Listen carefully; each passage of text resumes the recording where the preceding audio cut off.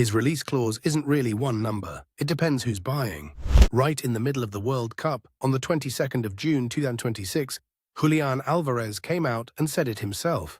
He'd spoken to the Atlético board, and he genuinely believed a move was best for everyone involved.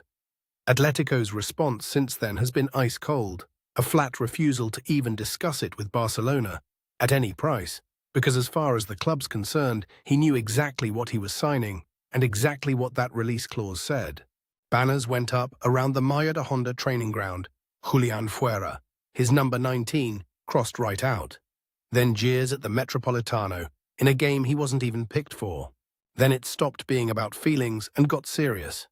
Atlético took the case to FIFA and the Spanish Federation, while Alvarez's own agent went on Instagram and flat out called the club's chief executive a liar. And here's the twist: Real Madrid offered €150 million for his rights, went public with it, got rejected too. This was never just about Barcelona. Atlético have been here before, 2019. Antoine Griezmann. Back in 2018, he told the world he was staying, in his own documentary no less. A year later, Barcelona came in and paid his release clause, €120 million. And Atlético's complaint back then was, word for word, the exact same one they're making now, that the club and player had already shaken hands on a deal before the buyout price dropped from €200 million down to €120 million on the 1st of July.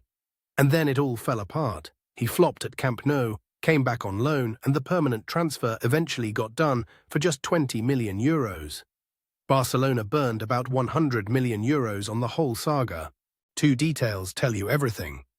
That 2021 loan meant Atlético would owe Barcelona €40 million if Griezmann played 45 minutes in half his available games. So the club actually told Simeone, keep our own player on the bench, just to force a cheaper deal. 5 years on, he left in May 2026 as their all-time record scorer, 212 goals, in tears, apologizing to the fans at his very last home game. That €500 million number everyone throws around isn't a valuation, it's a border. It only kicks in if the buyer is Spanish. Now here's the thing, the actual terms have never been published, so nobody fully agrees. One report says 400 million, another says 500 million for anyone.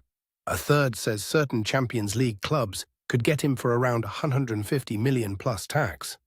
And get this, those provisions were written back in 2024 when he signed from Manchester City, on a deal running all the way to 2030, years before Atlético ever needed them.